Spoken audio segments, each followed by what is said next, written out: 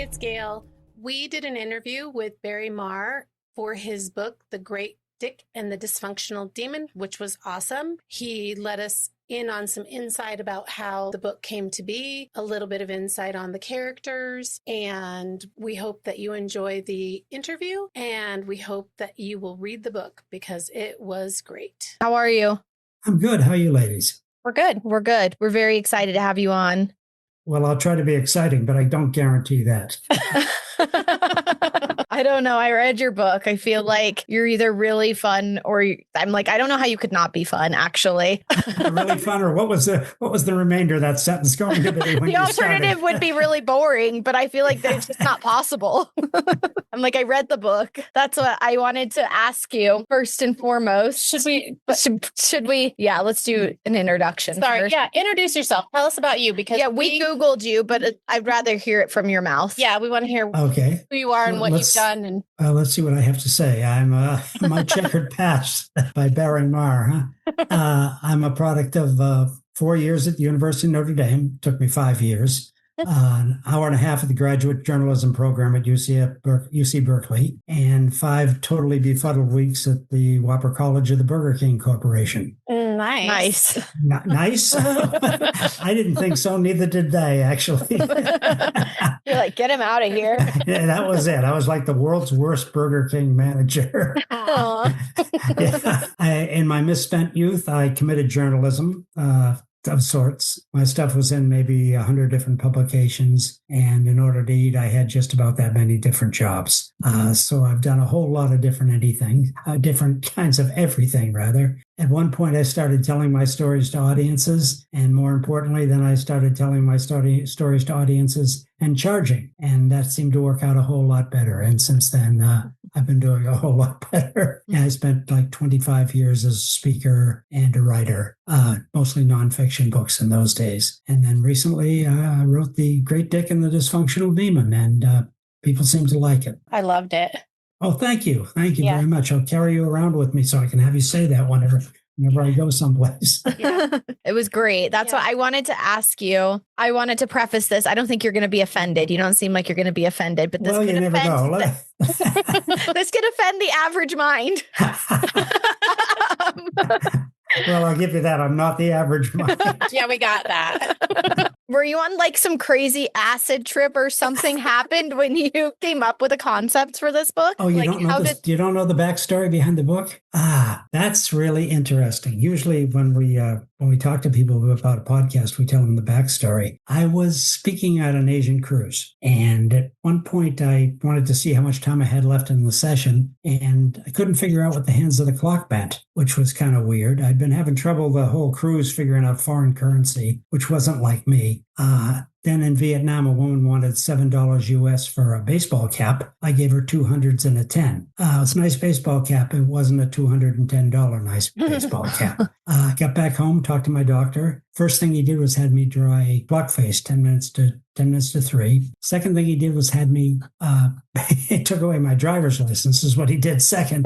Then he put me in an ambulance and had me do an immediate MRI. Turns out I had a brain tumor the size of a basketball. Oh. Or maybe they said baseball. I wasn't tracking real well at that point, but I had a really big brain tumor at that time. Wow. And so they cut open the side of my head. You can still feel, you can't feel it over the Zoom meeting, but yeah, I still got these scars on the side of my head and a metal plate in there. And they took out the tumor, and maybe I had a seizure during the surgery. They weren't sure about that. But I woke up, I had Lady Gaga singing in my head, same song over and over again, just like she was in the room. And I had a vivid, fully formed, horrific story, like the memory of something I just watched, complete with open crypts, bizarre spells, sudden death, and the Ralph Lauren version of the Manson family. And that became The Great Dick and the Dysfunctional Demon. So that's that. No, I wasn't on an acid trip. I was on a... you were on a brain tumor. A chainsaw trip, I guess, at the time, having my head cut open. Yeah. Right. Well, thank goodness you're okay. Yeah. Let's hope so. Yes. At least a great story came of it then, right? Right.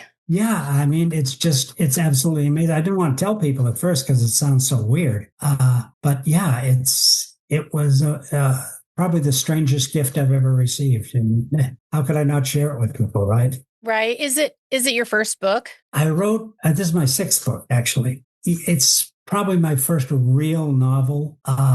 Most of the books I wrote were nonfiction to promote my speaking business. And writing fiction is a whole different ballgame. So in a sense, it's my first novel that anybody paid any attention to anyway. When you're writing, this is a stupid question now, never mind. I was going to say, do the characters just develop as you're going? But you said that you had this dream or vision or experience. You had to have built on that, yeah? Yes. I mean, it's kind of like, I don't know if it was a dream or it was like I actually watched it happening. Which was weird. But even if you saw something happening, to turn that into a novel, it's a huge difference from just seeing an event and experiencing it that way and then turning it into a story. We've got to get inside the characters. You've got to develop the characters. Why are they doing what they're doing? It's just a whole different thing. So it took me a couple of years to actually get the book written and develop the characters. And the characters did change from what I thought they would be, from what I thought they would be when I was first watching them. They sort of came to life on their own and sometimes acted in ways I didn't expect them to act. Oh, I love that. Because I wondered that too. I was like, do you know, I hate Victoria. Were we supposed to hate her from the beginning? I mean, at first I'm like, we're reading the book, and I'm like, I hate this woman. And it's before I know all of the things that I know now. But I'm like, she's like some 1950s, woe is me, take care of me. I'm so pathetic. I need just a man, but I'm also going to use, abuse, step all over you and be a total bitch in the process. I'm like, I hate. You didn't care for Victoria, I think. No, I didn't like her at all. Right. Was she inspired by someone you know?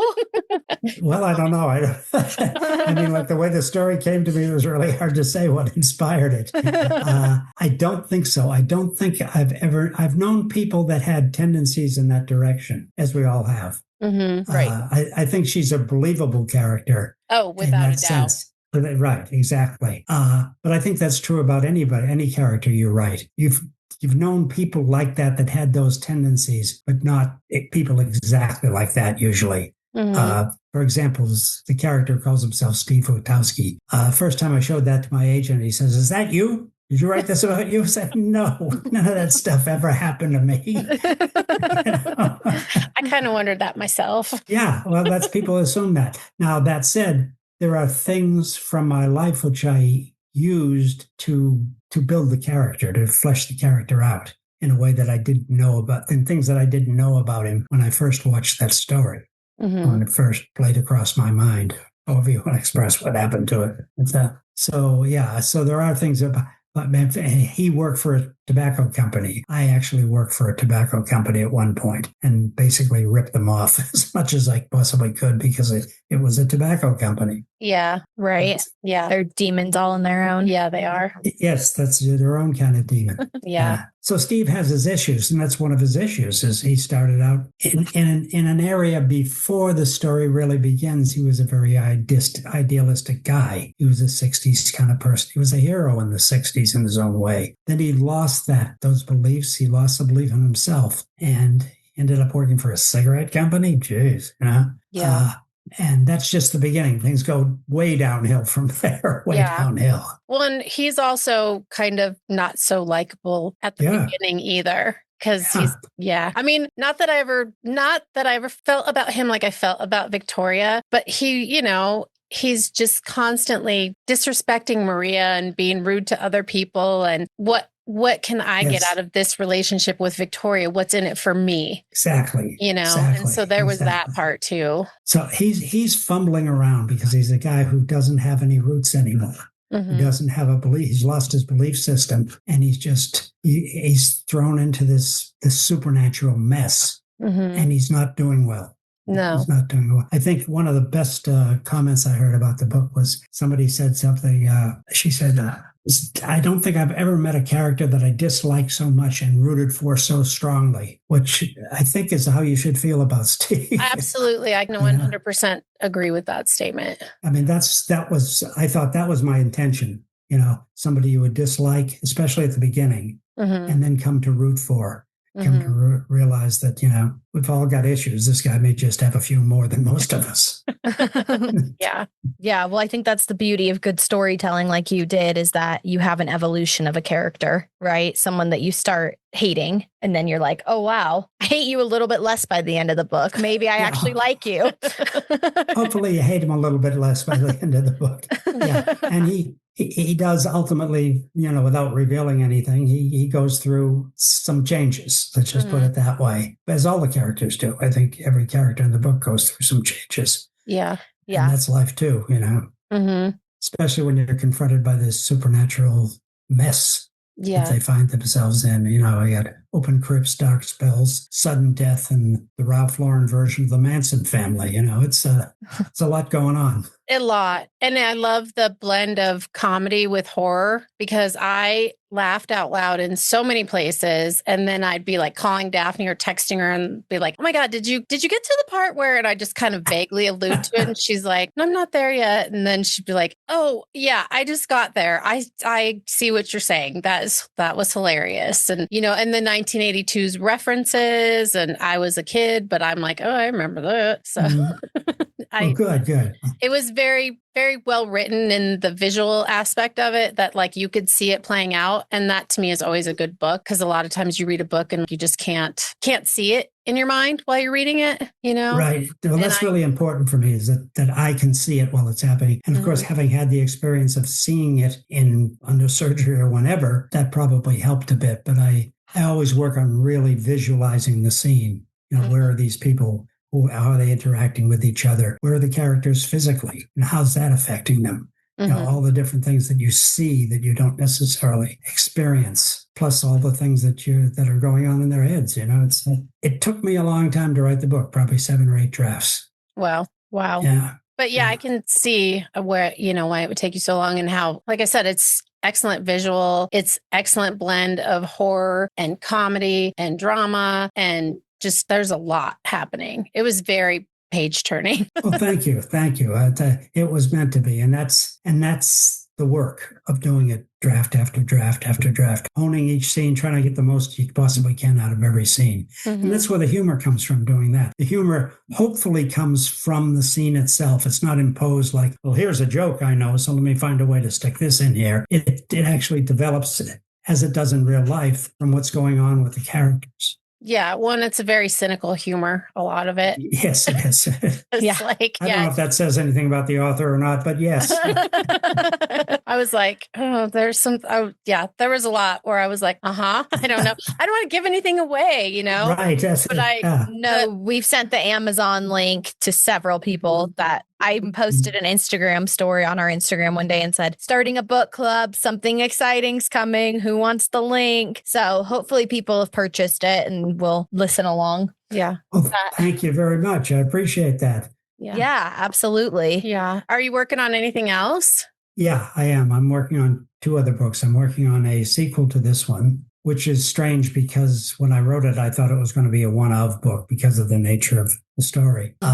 But the characters are so interesting to me, not necessarily always in a good way, that I'm going to do a sequel to the thing. And I'm working on another ghost story, another supernatural thriller, which is a ghost story. Oh, good. Which hopefully the characters will be more likable at the beginning. Although the guy who goes through this story has got some issues as well. Yeah. Don't we all? Yeah, exactly. Well, and that makes the characters, like if they're just these perfect little Pollyannas, it's like this, I don't want to read this. I really like I like the diversity of it and the ups and downs of it. And yeah, the character development was great, but I did pretty much hate Victoria from the beginning. I mean, not in the very beginning, because in the very beginning, when she enters, she's like the victim and you feel bad for her, but it becomes pretty clear pretty quickly that she's just a bitch. Sorry. Well, no. Victoria, as we've been saying, has some issues, to put it very, very mildly. Yeah, yep. That's very mild, very mild.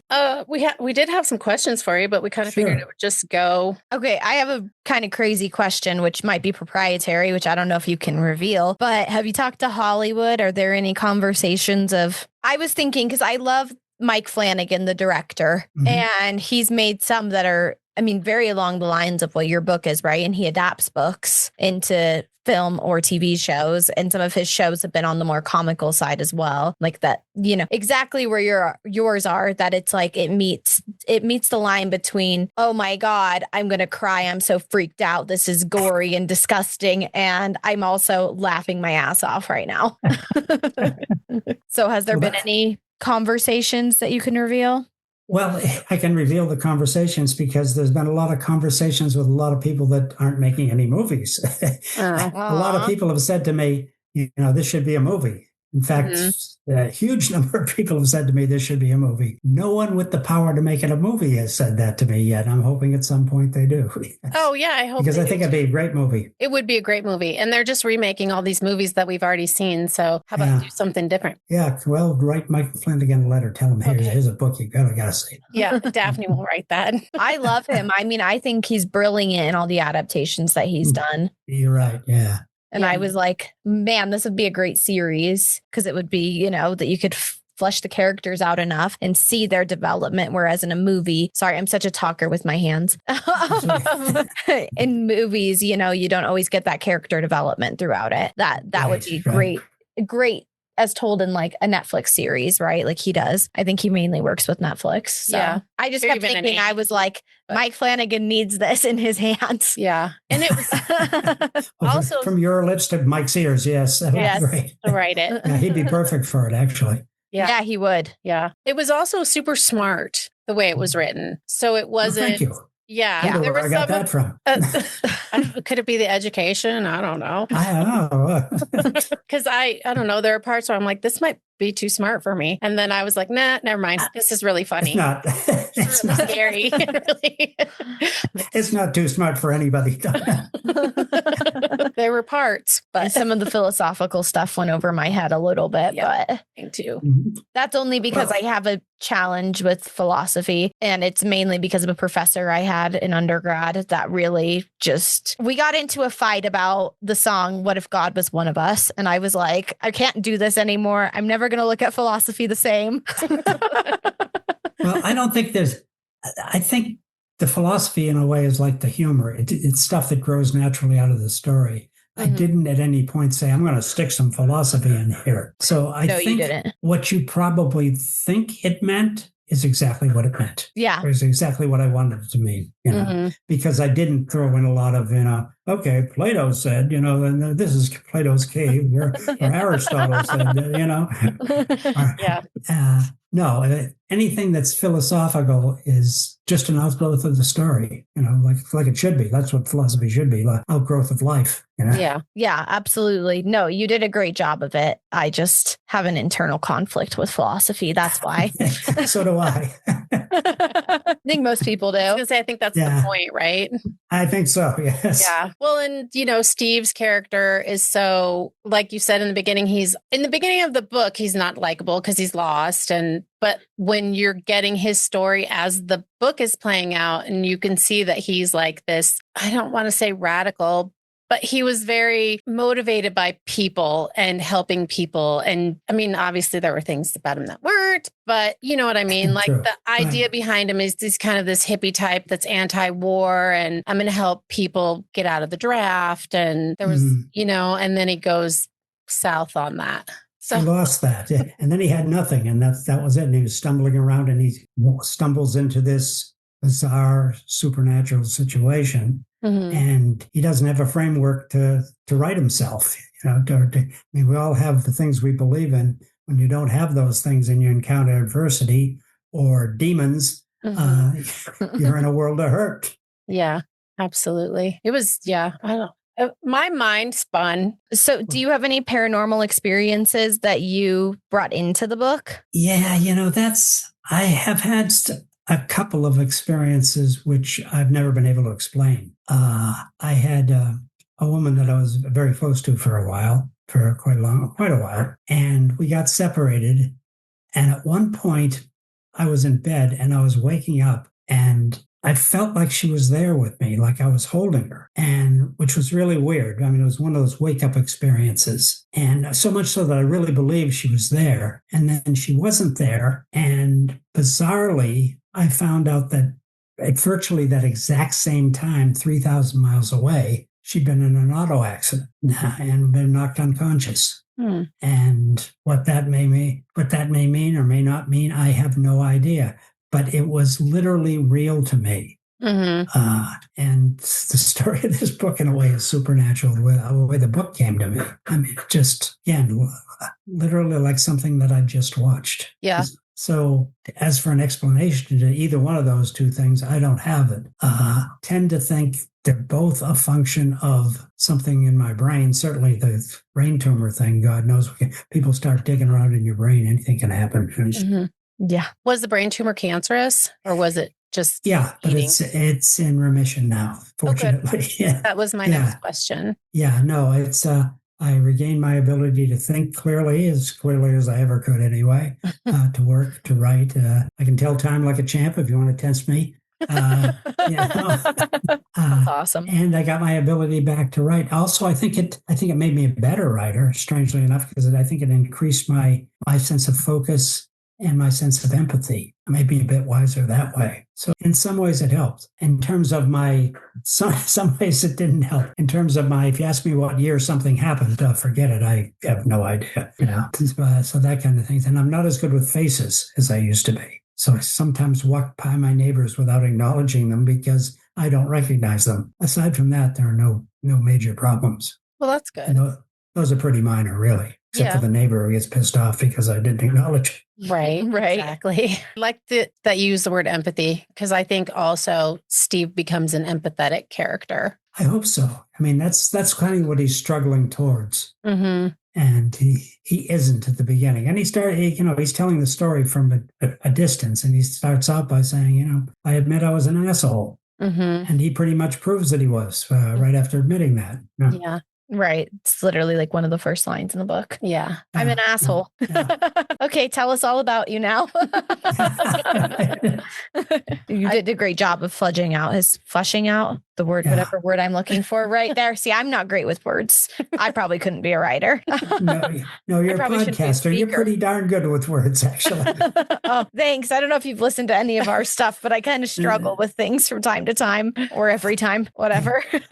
I'm a professional speaker. Or at least I was for many, many years. And I sometimes struggle with words too. But the other thing is, as a professional speaker, when I was very, very fluent, sometimes I would stick in flubs because it made it more interesting and it got people's attention. Just little hesitations. Now they go in there naturally. I don't have to worry about sticking them in there. But when I was more fluent, I would occasionally just sticking up, like that. And it kept people's attention better. Very weird. I don't know why. No, I get that. It distracts them. So it brings them back to the moment. I guess. So I wouldn't worry about a couple of those things once in a while. We all do it. Right. Yeah. I'm just trying to grab your attention. I'm trying to make sure That's right. We did that deliberately, that mistake. Yeah. Well, I don't know if you've listened to us, but whenever we have a case that's foreign, we're like, we can't speak English half the time. So we're not going to be able to say these words. Right.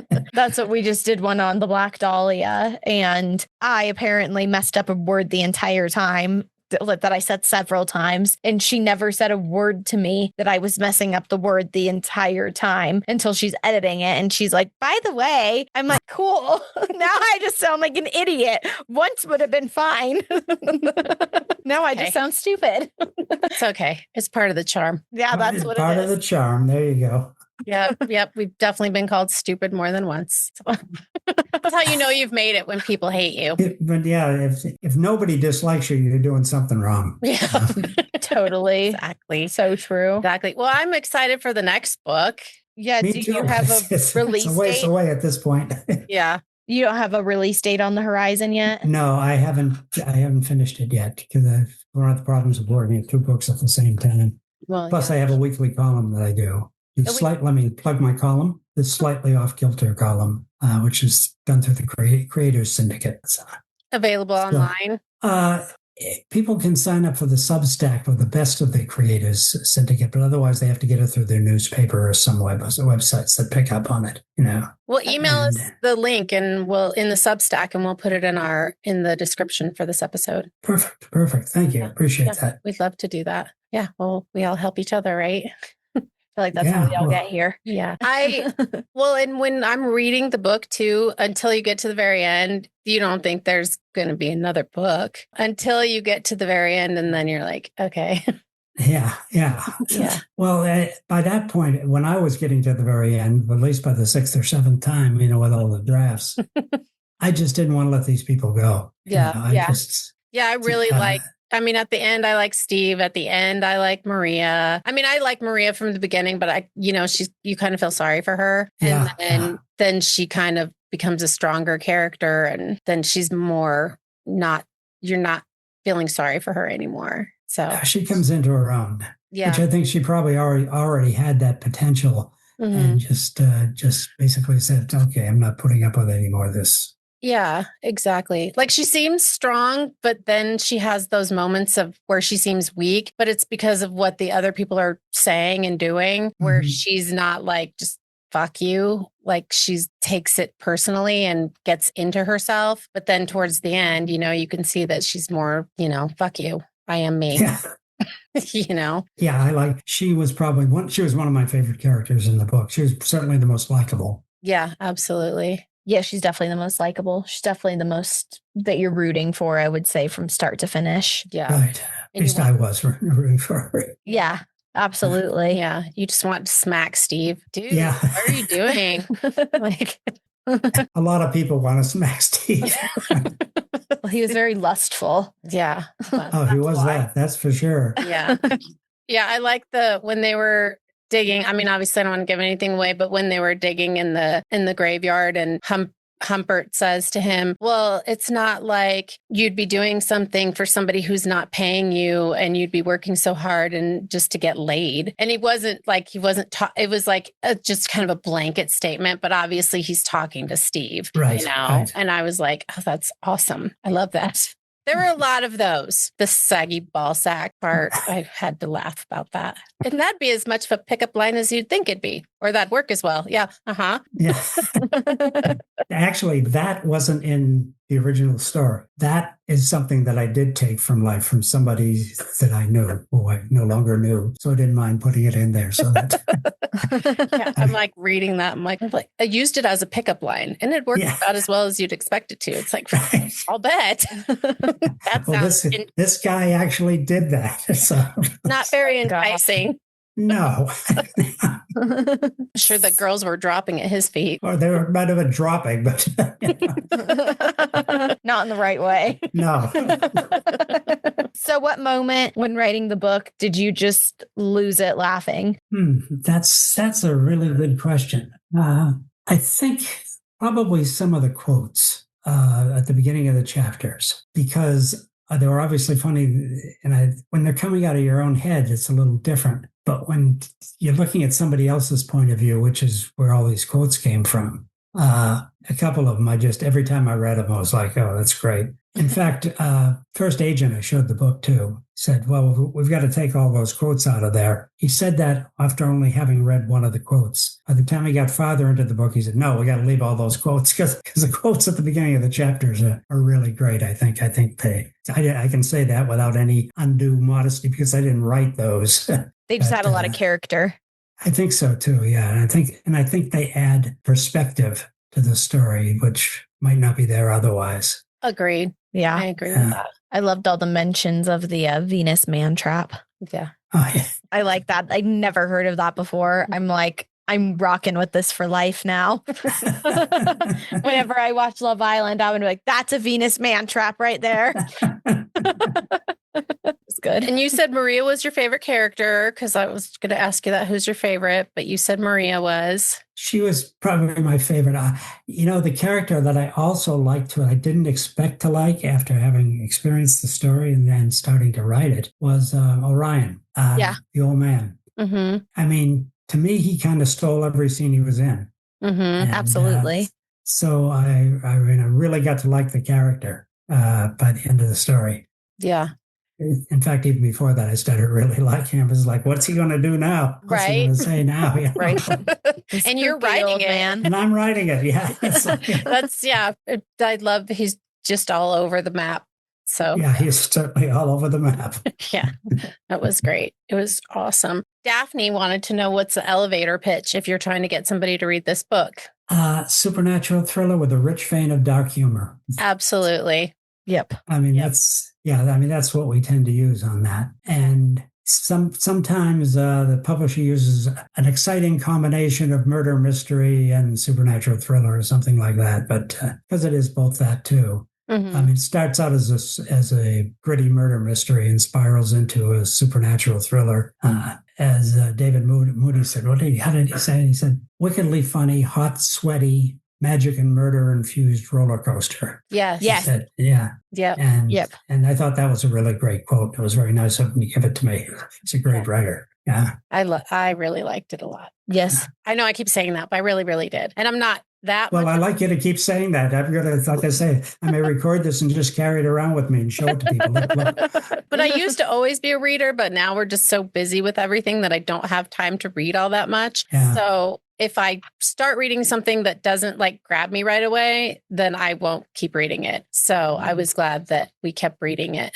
Yeah. And then I felt bad because you sent it so long ago and then we just had so much going on. And it's like I started, then I put it down, but I'm like, I really want to get back to this. So that's why I kept touching base with you and saying, I really, really, really do want to read this. And it's just life is so busy right now. And Daphne's doing her thing. And I'm trying to like, if we're going to review it and we're going to talk about it, we want to be reading it at the same time. And so that's why. Well, I appreciate that you actually read the book before we're talking about it because a lot of times people don't. Well, of course not. Yeah, if they don't have the time sometimes, especially if you're doing TV and radio, and they'll open the book to some page and quote something randomly and ask you about that. And it's like, I don't remember that either. We wouldn't be able to talk about how funny it is. No. Yeah. If we didn't read it. And that was what stood out to me is how freaking funny that I would just lay there and I would just literally laugh out loud reading this book. I'm like just laying with my iPad over my face reading and I'm like, oh my God, I'm going to drop my iPad now. Yeah, me too. I'm reading at the kitchen table and just laughing and everybody's like, what? And I'm like, oh my God, this and this. And then they laugh because I read them the line and, but then I'm like, okay, back to it. So, right. Don't talk to me now. Yeah. I'm reading this book. It is very good. Intellectual and entertaining and very visually written and funny and spooky and cliffhanging because you really don't see the ending coming until it's right up on you. So that's good. I mean, there were a couple hints, obviously, but you weren't for sure where it was going, especially on a couple plot points. But yeah, I thought it was great. Okay, back to the Hollywood conversation. Mm-hmm. Okay. Who would be your dream cast if we were to make this a movie or a series? People always ask me that question. I'm not good at it because I see the characters as they are, which makes me hard. It makes it hard for me to put, or as they are to me. Mm-hmm, makes it hard for me to put somebody else in their position. But I think Timothy Chalamet, of course, I would be thrilled to get him. I'd be thrilled. Right now, I'd take Danny DeVito. It doesn't matter. I'd love to see it made into a film. And I think there are a number of actors that could do it well. There's one actor I think would be particularly well, and I don't remember his name, but he played on, do you remember the old show Friday Night Lights? Mm-hmm. He played Landry in the show, and he's become fairly successful since then. I should remember his name, but that's one of the things that's happening with the brain tumors. I don't remember names that well. Yeah, he could totally be Steve. Yeah, I think he'd be right at it because he's got that edge of uncertainty, but he's got the humor and the cynicism. I think he could pull it off really well. Right. And he's not attractive, but he's not hideous. Yeah, exactly. He's not a pretty boy. I mean, a pretty boy wouldn't work in it. It has to be. But by the same token, he couldn't be somebody hideous. Yeah. Right. Yeah. Right. You got to go middle of the road there on that. Yeah, because it's just an average looking guy is what he is. Yeah. And I think that's hard to translate a book into film or TV too, because you picture a character in your mind and then they cast somebody and you're like, yeah, no. No, that's not it. Yeah. Right. That's when we read The Housemaid. And then the people or the girl who played Millie, it was like, no, this is not who I pictured. Sydney Sweeney was not my idea of reading the book, who Millie was going to be. Yeah. Yeah. And that can be really disconcerting. Right. Yeah. We would need you in charge of casting. Yeah. We need you in charge of casting once we. Okay. Well, then as you're making the movie, once you get the first few million lined up, I will accept that job, being in charge of casting. Yep. Daphne will write the email this week. Mike Flanagan. Send him a I book. seriously will. She I'm gonna will. be like, I'll hound people. I get things done. Well, I appreciate that. Use all the help I can get on the movie of this. So anything else interesting, exciting that you want to tell us, or what's going on with your other book that you have going on besides the sequel to Steve Witowski? Well, the Steve Witowski sequel, I'll keep that pretty close to the chest because I'm changing things all the time, as a matter of fact. So I don't want to be locked into stone on anything on that. The other book it's a very different. The guy's married. He's married. He's had trouble with his wife. It's been a bad marriage. He unfortunately had to institutionalize her, and she died. So now he's bringing up his special needs daughter by himself with the help of her mother, and goes to the funeral, and he comes back, and the house has been locked, and she's standing in the living room. Only she was just buried. Mm-hmm. And it isn't her standing in the living room. It's basically a hologram standing in the living room. Only there's no projector, and there's no way for anybody to get in. And that's the setup. And it takes off from there. Okay. That sounds interesting. We'll be looking for that one. Yeah, it'll be a while yet. But yeah, we'll be getting that out hopefully fairly soon. Okay. Well, we'll keep an eye, or you can let us know when it comes out. Yeah, Okay, I just too. need to know Steve's not going to have another identity crisis and change his name again in the next book, right? No, he's going to have to go by his real name in the next book. Okay. Which I didn't even discover until almost the end of the book, and almost the end of the story. So I still think of him as Steve. Yeah. Right. Although the whole time I kept being like, who is this guy? Like, I need to know who this guy is. And you're dropping little breadcrumbs of what happened in the past and why he's in this situation. But then the story just keeps projecting forward with all of this supernatural, bitchy woman. And then you go back to like these little breadcrumbs, and that's really just like, oh, who is this guy? And it makes you want to flip to the end. But of course, I don't do that because I know the story's building. I know that. But I'm like, I really want to know. Like I said, Daphne and I would talk about it sometimes. I'm like, I want to know who he really is and what really happened. Why is he here in this position with using someone else's name? Because it wasn't a fake name, but he assumed someone else's name, right, but not necessarily their identity, just their name. Just the name, basically. Yeah. So I liked it. Yeah, I liked all the lines as the real Steve Witowski would quote. It's like, okay, cool. Another breadcrumb. Yeah. But then it was sad too, Yeah. Like we said, it pretty much had everything you need in a book. Yeah. It's a good quote. Well, thank you very much. I'll quote you on that one. Yeah.